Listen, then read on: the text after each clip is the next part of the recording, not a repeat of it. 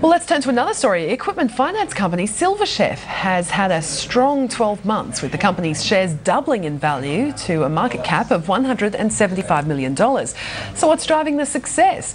They believe it's the implementation of the Argenti system. And Silverchef's CEO, Charles Gregory, joins us now. Charles, thank you so much for your time. I hope I got the pronunciation right there. Yeah, tell us, what is driving this success? Yes, you did get the pronunciation right. It is the Argenti system, and it's the strategic planning system used by the likes of NAB, Wesfarmers and indeed Silverchef in Australia. It's focused on the long term and the ultimate beneficiary of the business, which for us is our shareholder. Since listing in 2005, we've delivered on a compound basis 20% EPS growth to our shareholders, and that's through focusing on the rent, try, buy product that we offer to small business within Australia. And with the big strategic issues that face the business, we identify and address them through the Argenti process. That allows us as a leadership team and a business to stay on track and keep delivering that earnings per share growth back to our shareholders. Why do you think you're weathering the subdued nature of the Australian economy? We've been hearing from a lot of businesses that are, holding, they're losing staff, they're holding off on doing any investment because they're worried about what's going to happen next. Yes, there's been a change in the past few months, but what are you hearing and how have you managed to weather that? It's a bit of good luck and a bit of good management. The good management reflects on the work we're doing through the Argenti system, and what we've done at Silverchef since listing in 2005 and prior to that. So it's sticking to the one core product, rent, try, buy, and using that to the benefit of our clients in Australia.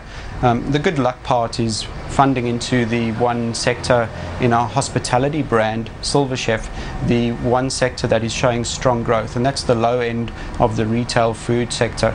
So we fund cafes, coffee shops and bars, and there's a good chance that the coffee that you had this morning was made on a coffee machine funded by Silverchef Limited through Rent, Try, Buy. In a couple of days you'll be added to the All Ords. What's that going to mean?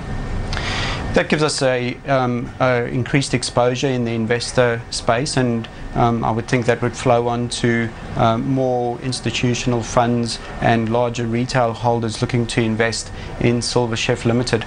From my point of view, I see that as a scoreboard item. I like to look up every now and again and see that we're getting recognised by including it in those indices.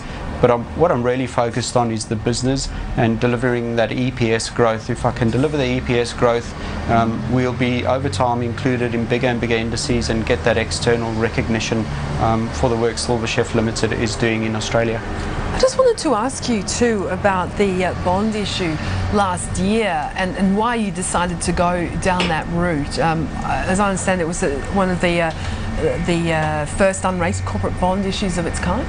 Yeah, so one of the Argenti issues that we address is funding, and within funding we have a healthy mixture of debt and equity funding. Within our debt funding, we primarily get our debt funding from the Commonwealth Bank of Australia. The bond issue was an opportunity to diversify our source of debt, and we raised $30 million in the retail bond market.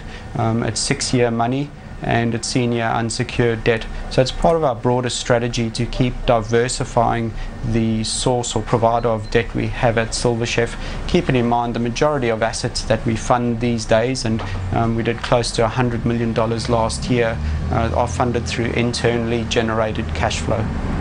All right, thank you so much. Great to hear about the company today. Thank you. Thank you.